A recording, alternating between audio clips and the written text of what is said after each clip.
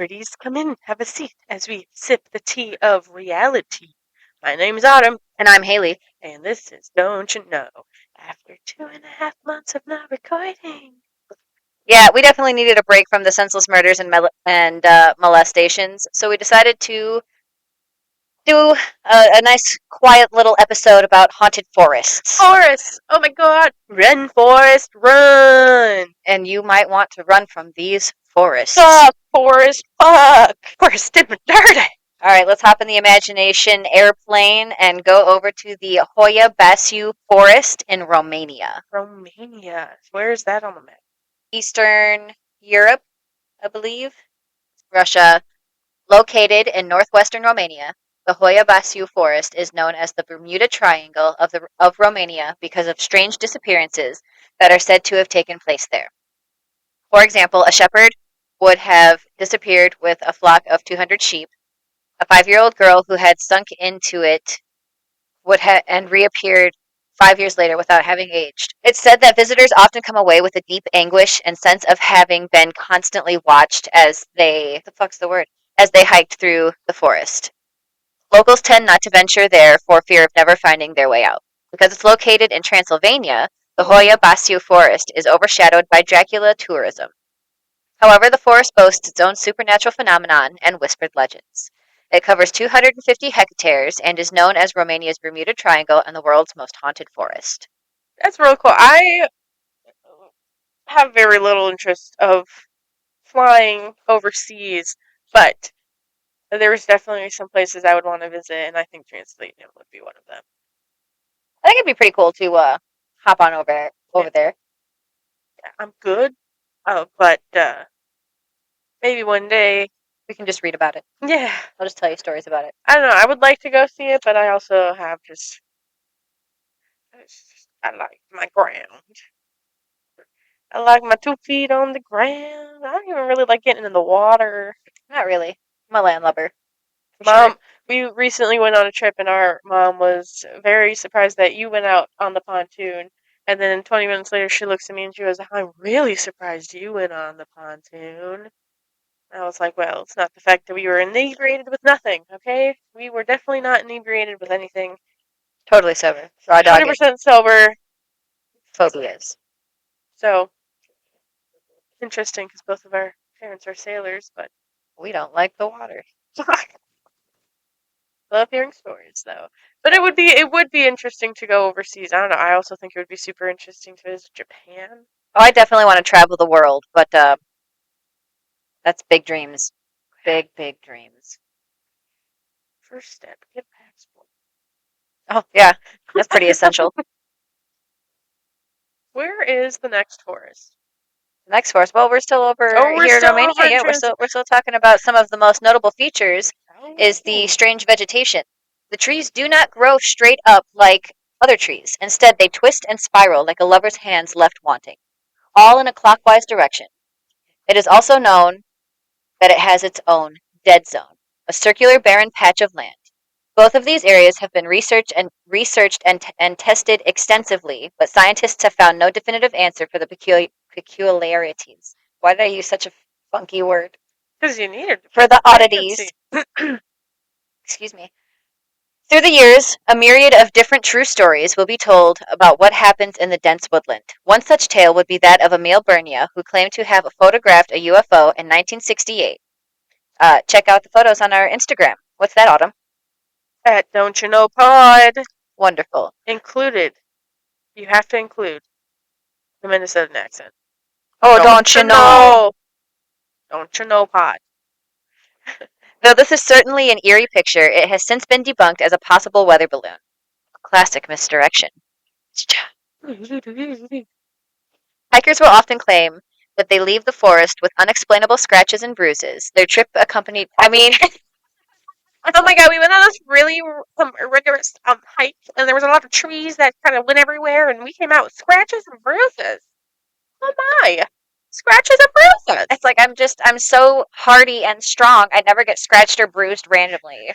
I choose to believe it's some gnarly ass bruises that they were like, dude, I didn't even fall. It's a hand trick, or it's a handprint. So, in addition to their unexplainable scratches and bruises, their trips are often felt to be accompanied by an impending sense of doom. Since the forest is said to be haunted by the slaughtered peasants from centuries past, visitors report hearing laughter, screams, and strange voices. The Hoya Basu Forest has a rich history dating back to the Neolithic period. Evidence points to settlements as early as 6500 BCE. That would make it one of the oldest in Romania. That's fucking dope. Yeah, so it has a very rich history, and you have to just imagine all of the Buildings. the history that has happened on that soil. Just It definitely has makes to me. have some kind of energy. It just makes me think of Ghost Adventures. I don't know.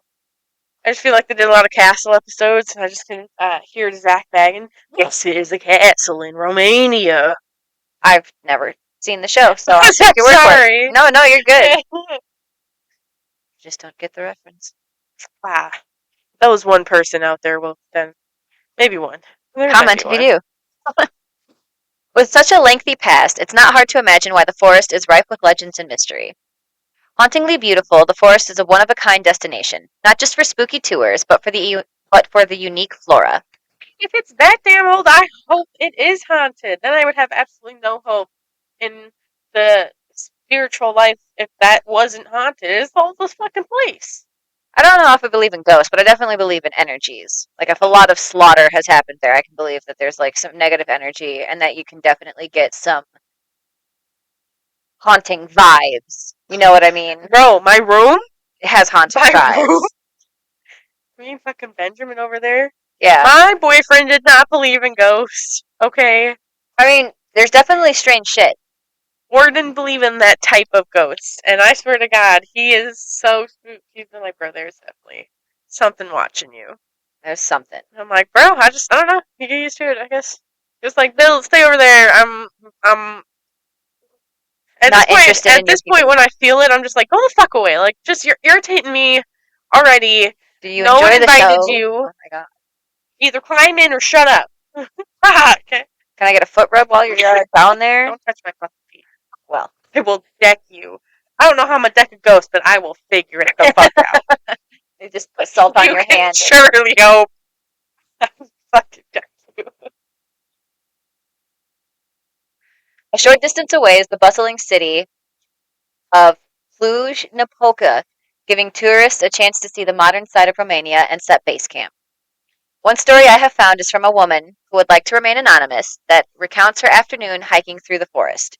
We'll call her Sarah, as that's the name she picked for herself. Also, the rest of the names have been changed for privacy reasons.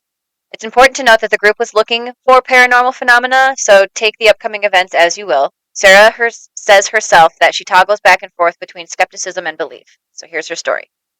Thanks for letting me use it. Back in 2004, I'm going to read it from her perspective. Back in 2004, I was about 21, and my brother and some of his hiking friends invited me on a trip to Romania. They wanted to explore the haunted forest there for their spooky blog. I was taking a gap year and figured why not. I wasn't interested in the paranormal. I was interested in his friend Mike. What a it was a little spicy apparently, huh? I mean, that would be pretty romantic. Transylvania? Looking at the twisted trees, holding hands because they're scared of What a ghosts. memorable place. What a perfect opportunity to get close to him, right? Smash. Well, I got more than I was asking for. Oh, are we smashing?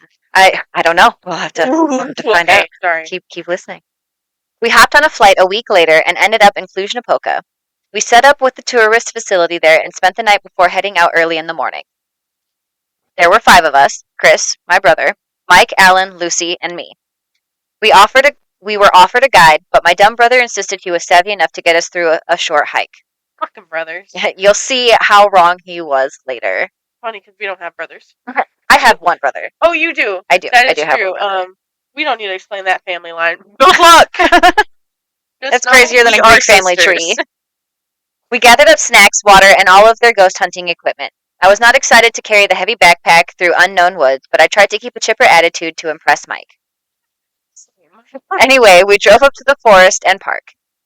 Everyone was in good spirits despite the early hour. Chris was talking nonstop about getting the rumored whispering on his recorder. The first hour into the forest was pretty uneventful. We walked and chatted a bit, mostly huffing and puffing under the weight of the packs. Mike wanted to get whispered to. He did. He wanted to hear those sultry voices of the trees. The trees that were the main topic, beautiful in an eerie sort of way, twisted and bent towards the sky. It was chilly, the dawn light muted by fog hanging in the branches. Lucy was the photographer of the group, so she was constantly taking pictures, wandering off to follow some bug or pile of leaves and twigs. Chris was in charge of the EMF reader, or whatever it was they call it. I can't exactly remember. And Mike had the mic and tape recorder. Eventually, everyone stopped the idle chat and went on about their business. Since Mike was holding the mic, it was hard to talk. I hung back, bored, playing with my compass as they looked for phantoms. Suddenly, Mike stopped and hushed everyone, even though we weren't talking. We stopped in our tracks. I don't know about the others, but even. Hold on. Mike told everybody to shut up and ain't no one was talking. That would be some shit our other sister Raven would do. She'd be like, "Hey, shut up." But it's completely silent. It's fucking Like, stop breathing. nobody was fucking talking. Quiet your cell replication, damn it.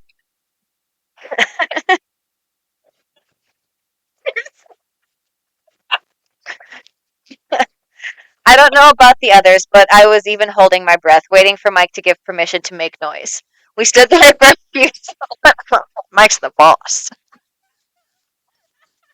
He holds the broomstick. You better be Nobody quiet. make noise.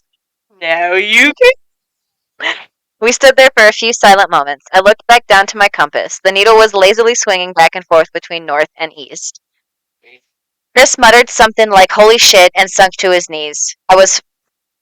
Where are we at? I was. Mike's been on his knees now. No, Chris is on his knees. Chris is on his knees. Chris, the brother. I was too far behind to see his EMF reader, but he was trailing it along the forest floor.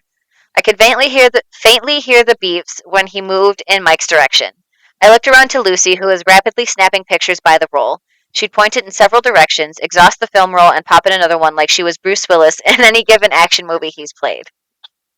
After like 3 or 4 rolls, she switched to her handheld video camera, swooping it slowly over the area, turning in circles to get the full picture. I noticed the soft lull of the forest life was gone. The chitter of crickets and the buzz of mosquitoes were absent in the background. There was no breeze. Like us, the Hoya Basia forest was still and quiet, but for the delicate crunch of Lucy turning about. And just like that, the noise was back. Everyone started talking at once, like a spell was lifted.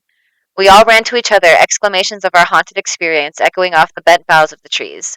It was hard to make out then, even harder to remember now, but Chris was going on about the high readings the closer he got to the ground.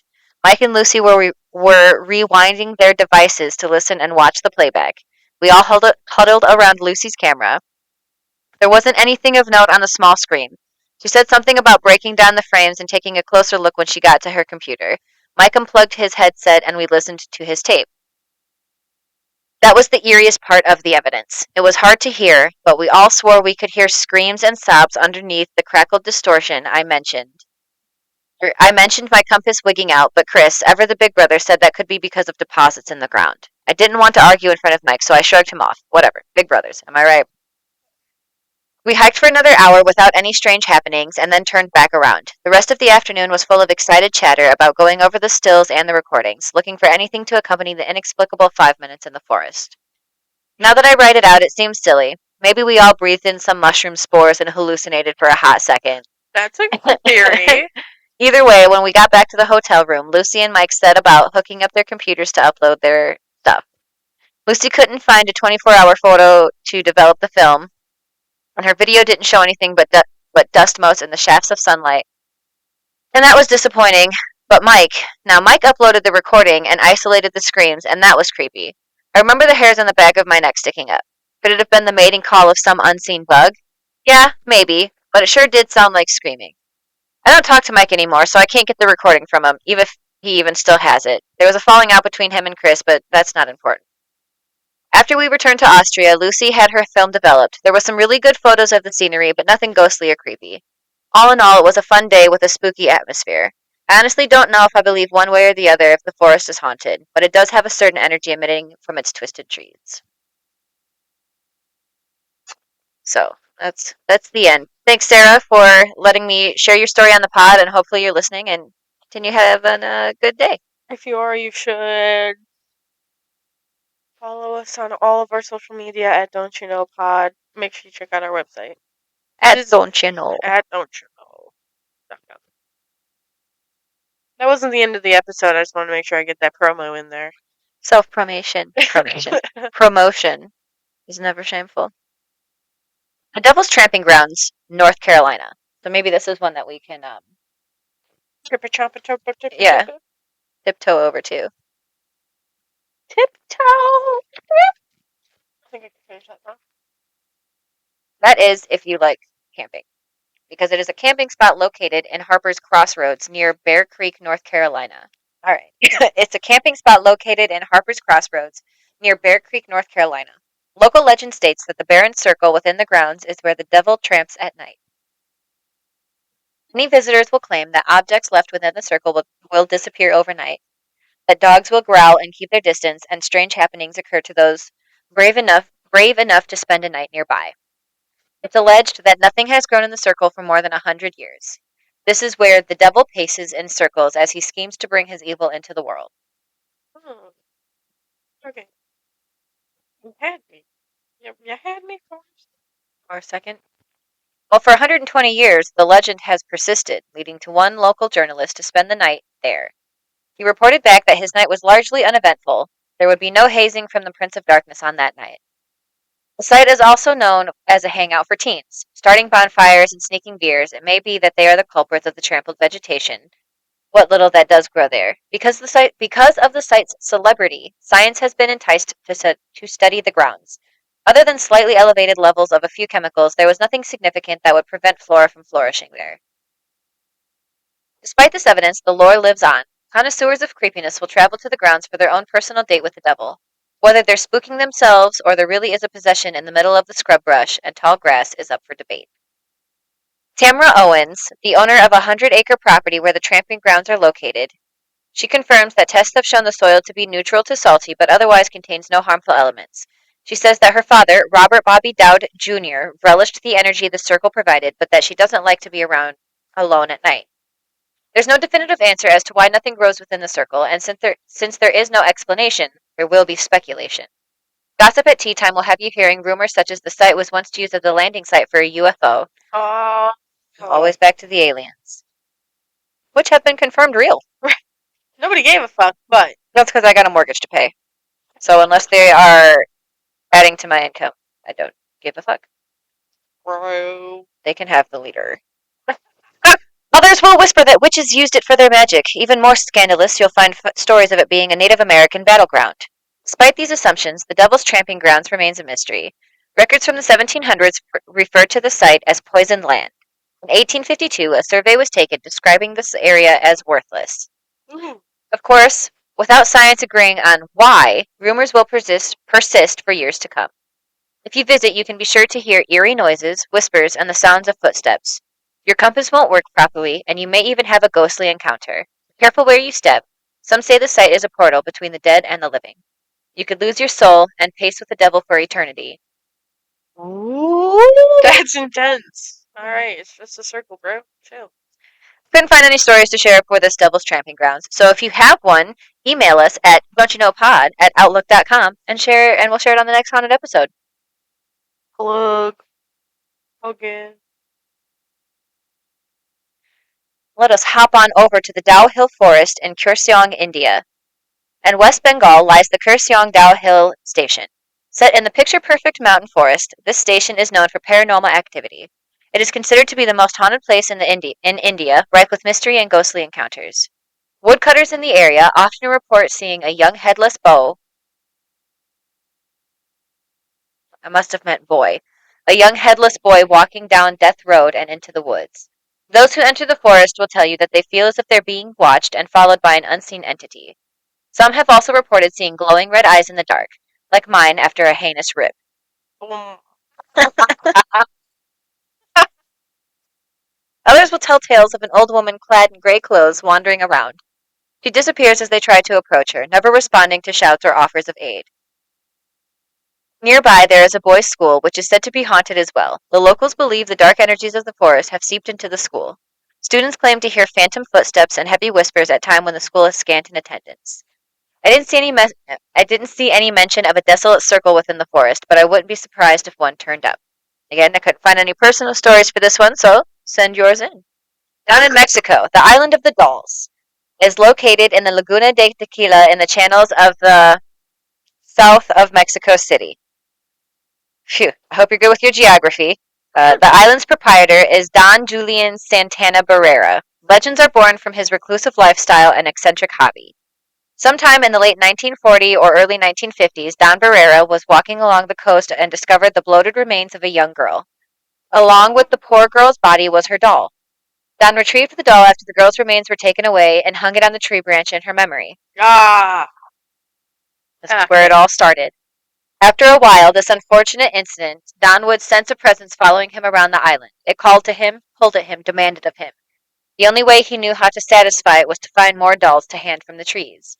After 50 years, the island has accumulated more than 2,500 dolls in various parts and poses. Often missing eyes and covered in dirt, moss, and lichen, the ensemble will certainly add to the eerie but otherwise innocent atmosphere of Doll Island. Of course, this creepy backdrop will attract tourists by the dozens. It has become a go-to spot for paranormal investigators and horror photographers. Visitors will claim the dolls' heads will turn to follow them, but they hear footsteps and whispers and even sorrowful wailing. Could this island be more than the perfect album art for a metal band? Could spirits be trapped here to wander the canals forever? Probably not, but it makes her a spooky thought.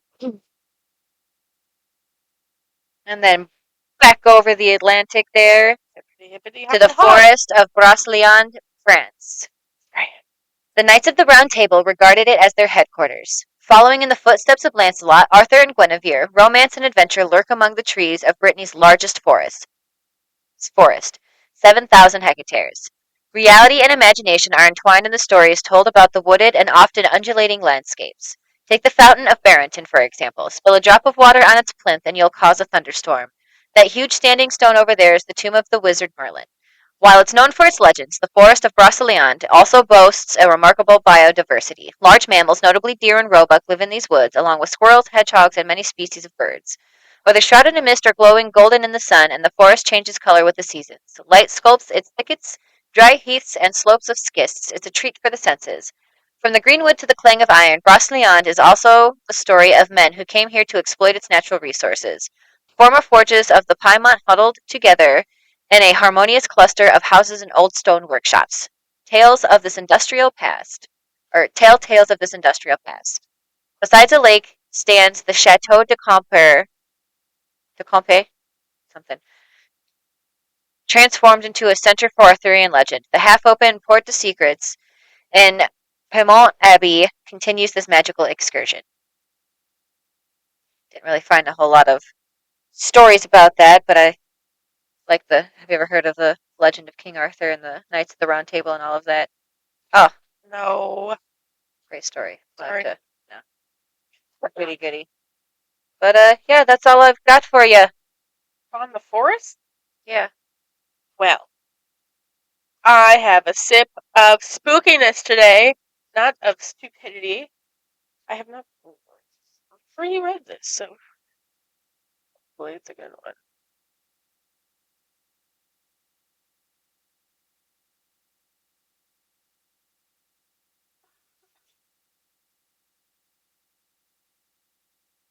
The scariest thing that I've had happen. Whoa, whoa. The scariest thing I've had happen while camping. So I live in eastern Oregon, and my mom lives in western Oregon.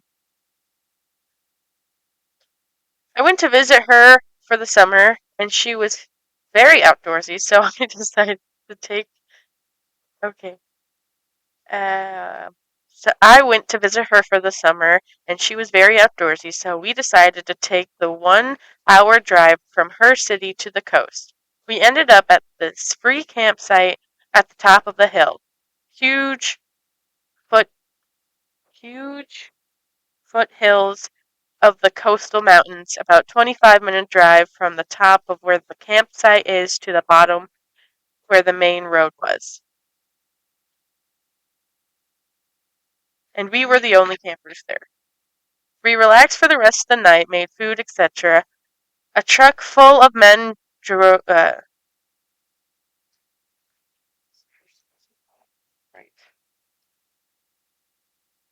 We relaxed for the rest of the day, made food, etc., and a truck full of men drive up the hill and talk with my mom. I don't know what about, something suspicious at the time, and they left us. Fast forward to the middle of the night, I wake up to my mom sitting straight up in the tent. I wake easily, so I heard her gasp and it woke me up. As soon as she saw as soon as she saw I was awake, she put her hand whoa. As soon as she saw I was awake, she put her hand over my mouth because I was starting to ask her what was wrong. It was dead silent, and all of a sudden you hear footsteps right beside the tent. A little flap that covered the zipper was The little flap that was covering the zipper was even moving. Thankfully, my mom quick my mom's quick wits thankfully my mom's quick wits and said very loudly, "Kenny, grab the gun." Kenny is my dad. Although that doesn't matter, and mind you, he's not there. Thank the Lord for my mama. Two girls at a campsite alone, people outside the tent in the middle of the night, and my mom pulled some badassery. If I could tell a story, it was a pretty badass story, Oh but yeah, go mama. that is all I have for the sip of spookiness today. Well, my pretties, that's all we've got for you. Thanks for tuning in back with us here at the mausoleum. Sorry for our long break there. Don't forget to like, share, and subscribe on our social medias and the episodes here so we can get the word out about Don't You Know Pod. Excuse me, our email is don'tyouknowpod@outlook.com. Our website is don'tyouknowpod.com. My name is Autumn. And I'm Haley. And don't forget to lock your doors unless someone's going to come and jiggle your door handle. Don't do that. That's what creepy people. Well, then just yell, Kenny, get the gun. Kenny, get the gun! Kenny, get the gun!